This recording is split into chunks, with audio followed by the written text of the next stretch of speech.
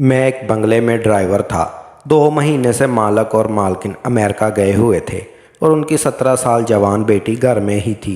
जब मालक और मालकिन वापस आए तो आते ही मालक मुझे पीटने लगे और जब मैंने वजह पूछी तो मेरी जान ही निकल गई। मालक की बेटी उम्मीद से थी और वो कह रही थी कि मैंने इसके साथ। मेरा नाम मुराद था और आज़ाद कश्मीर के एक गांव का रहायशी था। नौकरी के गर्ज से मैं लाहौर आ गया था और कोई हुनर ना होने की वजह से सड़कों पर मारा मारा फिर रहा था। जब मेरे एक दोस्त ने मुझ पर रहम खाया और मुझे गाड़ी चलाना सिखा दी, उसी दोस्त की बदौलत मुझे एक बंगले में ड्राइवर की नौकरी मिल गई। घर में सिर्फ मालक, मालकिन और उनकी बेटी थी। जब मेरे दोस्त ने मेरी जिम्मेदारी ली तो मालक ने मुझे अपनी बेटी की गाड़ी पर ड्राइवर रख लिया। मालक की बेटी एक बड़े कॉलेज में पढ़ती थी और मैं उसकी गाड़ी चलाया करता था। रोज़ सुबह से कॉलेज छोड़ता और वापसी में कॉलेज से लेकर बंगले में पहुंचाता। अक्सर वो शाम को अपने दोस्तों की तरफ निकल जाते तो मैं ही उसे लेने के लिए जाने का काम भी करता। एक गांव वाला होने की वजह से मैं इज्जत के मामले में बहुत ही ज़्यादा एहसास था। मैंने कभी नज़र उठा के मालक की बेटी की तरफ नहीं देखा था। मालक की बेटी का नाम किंजा था। वो एक हसीन लड़की थी, लेकिन मैं हमेशा ही नज़र झुका के उससे बात करता। मेरे लिए तो मेरे मालक और मालकिन काबिल एहतराम लोग थे, जिन्होंने मुझे काम देकर मेरी मुश्किल आसान कर दी थी। मैं मालकिन और मालक से बहुत ज़्यादा अकीदत रखता था क्योंकि वो दोनों बहुत ही नेक थे। किंजा बीबी रास्ते में मुझसे बातें करती और बहुत सारी बातें मुझे बताती, लेकिन सवाए सर हिलाने के और कोई जवाब न देता। और वो बला की ज़हीन थी और हर क्लास में भी अव्वल आती थी। किंजा बीबी मुंह में सोने का नवाला लेकर पैदा हुई थी। मालक उनकी हर बात फौरी ही पूरी कर देते। किंजा बीबी ने नई गाड़ी की फरमाइश की तो मालक ने फ़ौरन ही उन्हें गाड़ी खरीद कर दे दी। किंजा बीबी मुझे कहने लगी कि देखो, मैंने तुम्हारे लिए नई गाड़ी ली है। इनकी बात सुनकर मैं मुस्कुरा दिया। अक्सर ही बातों बातों में मुझे छेड़ती और मेरे साथ फ्री होने की कोशिश करती। मैं कभी अपनी हद से तजावज़ ना करता। किंजा जब भी मेरी ख़रीदारी पर जाती तो मेरे लिए भी कुछ ना कुछ ज़रूर ले आती। किंजा को मालूम था कि मेरी बहन की शादी होने वाली है। वो मेरी बहन के लिए भी कुछ ना कुछ ख़रीद कर दे देती। ये इसकी शादी के लिए गांव भिजवा दो। मैं उनकी आदत और अखलाक से बहुत मुतासर था, लेकिन मुझे क्या खबर थी कि यही किंजा एक दिन मेरे किरदार को पाश पाश कर देगी। किंजा कम उम्री में ही मंगनी हो गई थी और वो फ़ोन पर अपने दोस्तों से बातें करती रहती थी, जिसमें उनके मंगेतर का भी कहीं ना कहीं नाम आता था।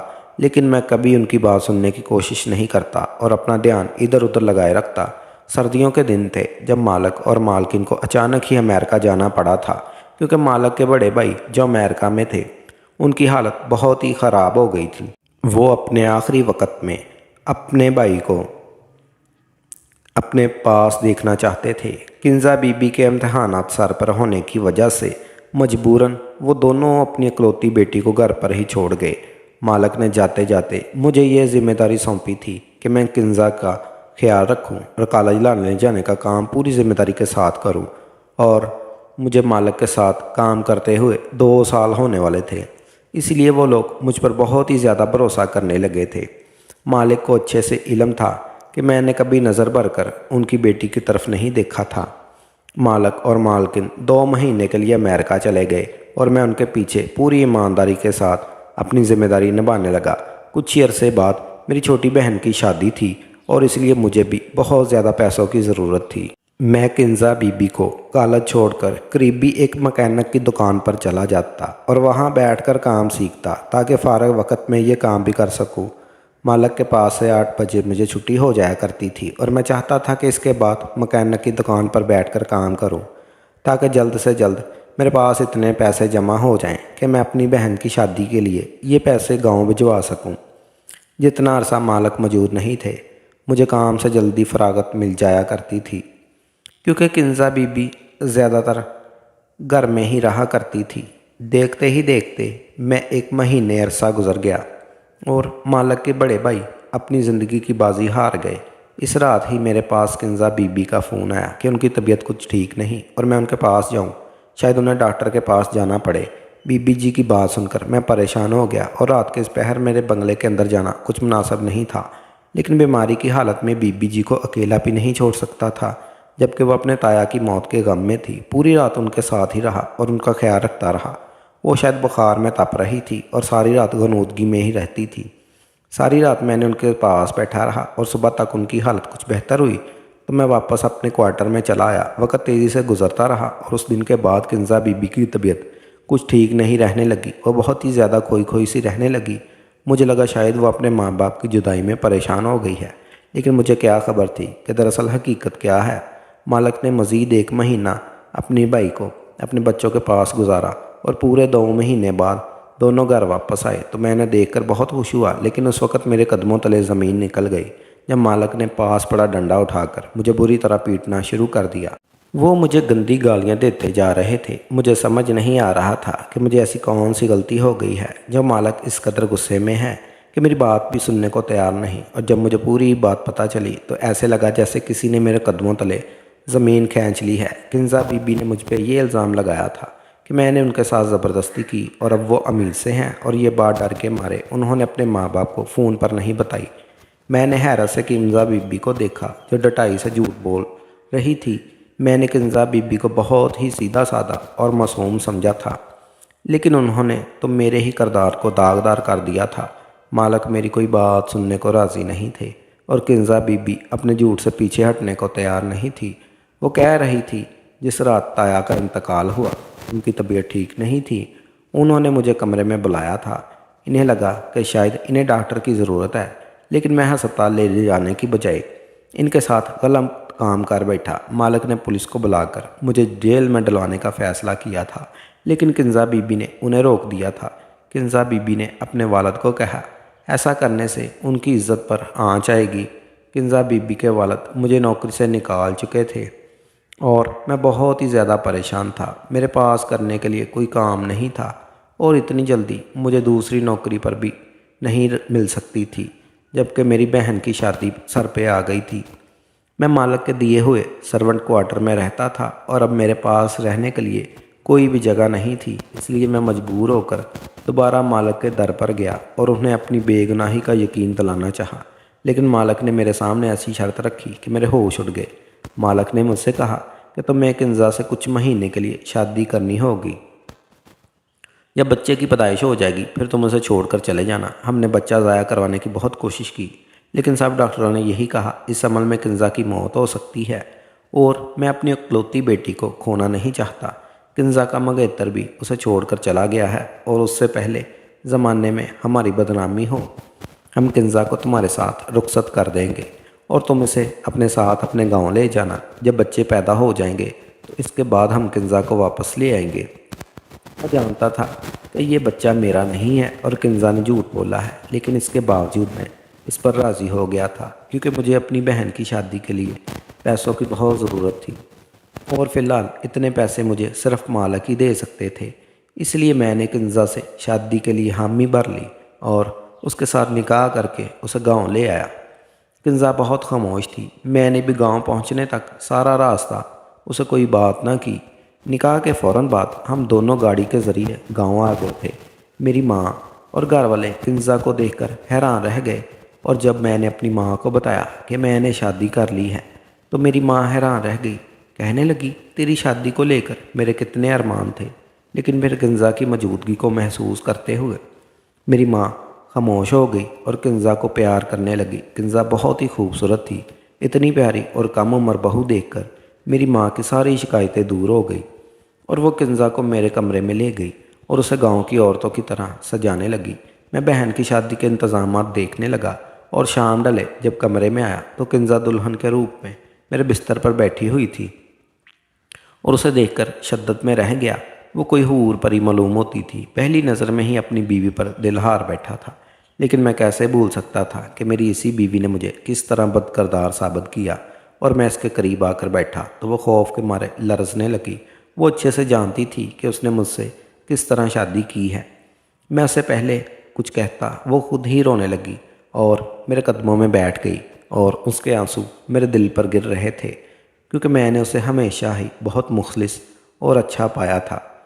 किंजा रोते हुए मुझसे कहने लगी कि उसने जो इल्ज़ाम मुझ पर लगाया है उसके लिए शर्मिंदा है और उसे अपनी गलती का पूरा एहसास है, लेकिन ये सब कुछ उसने मुझे बर्बाद करने के लिए नहीं बल्कि बहुत ही मजबूरी में किया।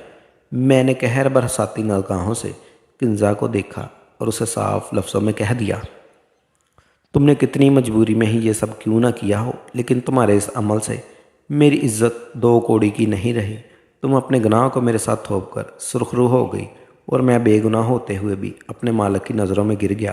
میں چاہ کر بھی تمہیں کبھی معاف نہیں کر پاؤں گا، لیکن میں اتنا کم ظرف نہیں ہوں کہ اپنے نکاح میں آئی عورت کے ساتھ کوئی زیادتی کروں۔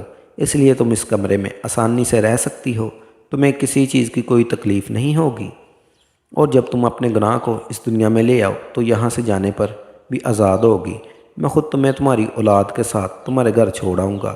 جب کنزا کو اپنے قدموں سے اٹھا کر بیڈ پر بٹھاتے ہوئے کمرے سے باہر نکالنے لگا، کنزا کے لفظوں نے میرے قدموں کو قید کر دیا۔ وہ کہنے لگی، میں نے کوئی گناہ نہیں کیا کہ جس کی پیدائش تک مجھے یہاں انتظار کرنا پڑے۔ نہ ہی میں نے آپ کو آپ کے مالک کی نظروں میں گرایا ہے، بلکہ آپ کے مالک تو آپ سے بہت محبت کرتے ہیں اور وہ آپ پر سب سے زیادہ بھروسہ کرتے ہیں، اور اس لیے آپ کے مالک نے اپنی زندگی کی سب سے قیمتی چیز آپ کو سونپ دی ہے، اور مجھے یہ حکم دیا ہے کہ میں شادی کے بعد آپ کو ساری حقیقت بتا دوں۔ کنزا کی باتوں نے مجھے حیران کر دیا تھا۔ میں پلٹ کر کنزا کا چہرہ دیکھنے لگا۔ جہاں معصومیت چھائی ہوئی تھی، وہ اس وقت ایک 18 سال کی معصوم سی لڑکی تھی جو نہ جانے کن حالات میں گزارا کر رہی تھی۔ کنزا کہنے لگی، وہ حاملہ نہیں ہے، بلکہ اس کے والد نے مجھ سے یہ جھوٹ کہا، اور اس کے والد نے یہ سب مجبوری میں کیا کیونکہ وہ اپنی بیٹی کی جان بچانا چاہتے تھے۔ کنزا نے میرے قریب آ کر میرا ہاتھ اپنے ہاتھوں میں تھام لیا اور مجھے اپنے ساتھ لیے بیڈ پر بیٹھ گئی۔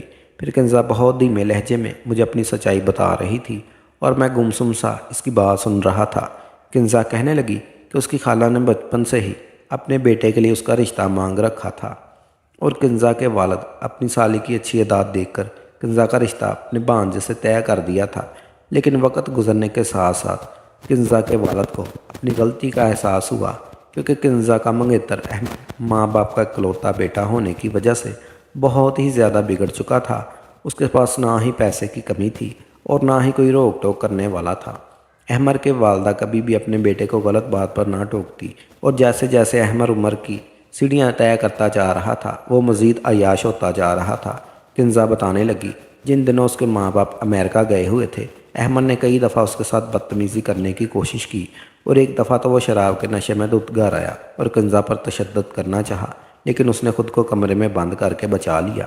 اور جس رات اس کے تایا کا انتقال ہوا، اسے ایک شام پہلے ہی احمد نے اپنے دوستوں کے ساتھ مل کر کنزا کو ہر حادثہ کرنے کی کوشش کی، اور اسی خوف سے وہ بخار میں مبتلا ہو گئی۔ اسے سمجھ نہیں آ رہا تھا وہ اپنے بچاؤ کے لیے کیا کرے، کیونکہ اسے خوف تھا کہ احمد اس کے اکیلے پن کا فائدہ اٹھا کر دوبارہ گھر میں داخل ہو سکتا ہے۔ اس لیے اس نے ساری رات مجھے اپنے کمرے میں بٹھائے رکھا۔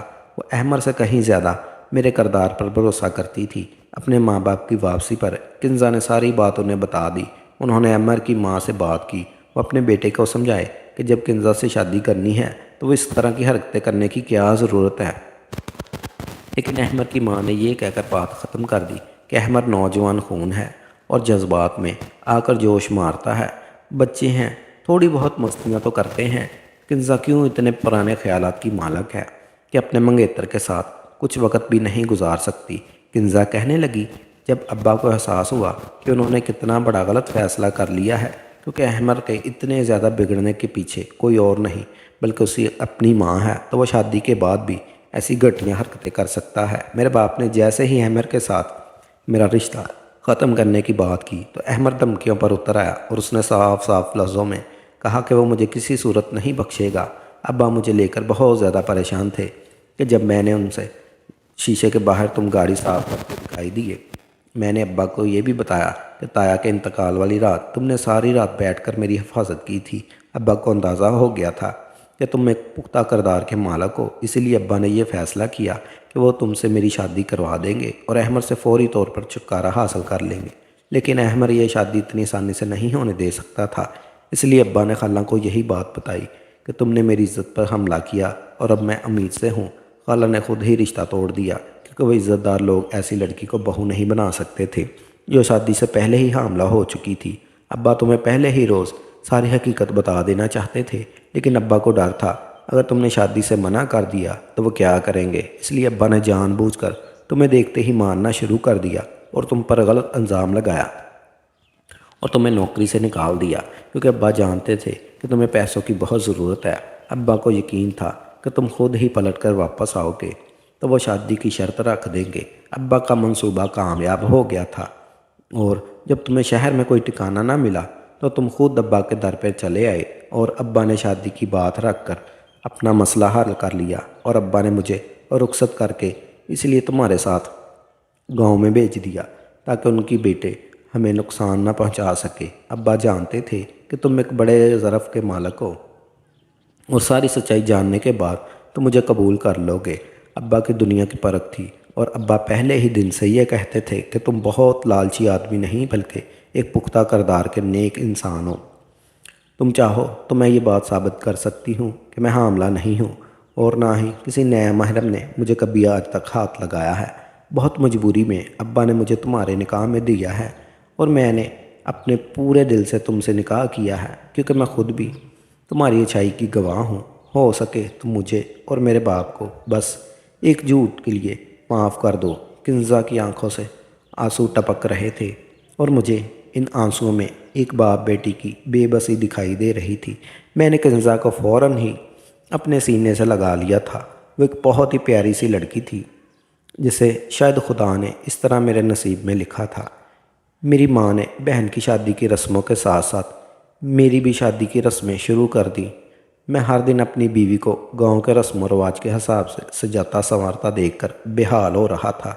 کنزا نے اپنے باپ کو فون کر کے بتایا تھا کہ یہاں ہماری شادی کی رسمیں ہو رہی ہیں، تو کنزا کے ماں باپ بھی خاموشی سے میرے گاؤں چلے آئے تھے، اور وہ بھی ہماری شادی میں شریک ہو رہے تھے۔ میرے مالک نے آتے ہی ہاتھ میں مجھے جوڑ کر اپنے کیے کی معافی مانگی تھی، لیکن میں تو انہیں پہلے ہی معاف کر چکا تھا۔ میں خود ایک بہن کا بھائی تھا، اور مجھے اچھی طرح اندازہ تھا کہ کوئی بھی باپ یا بھائی اپنی بیٹی کی شادی کسی بھی ایسے شخص سے نہیں کرا سکتا جو بد کردار اور عیاش ہو۔ ایک بات جو مجھے اچھی طرح سمجھ آ گئی تھی کہ اپنے بچوں کی قسمت کے فیصلے ان کے بچپن میں ہی نہیں کرنے چاہیے، کیونکہ بڑے ہو کر وہ بچے نہ جانے کس راستے کو اختیار کریں یا ان کے دل میں کسی اور کی محبت گھر کر جائے۔ آپ اس بات سے واقف نہیں ہو سکتے، اور آپ کی بہن یا بیٹی اتنا عرصہ نہیں ہوتی کہ آپ اسے کسی بد کردار شخص کے حوالے کر دیں۔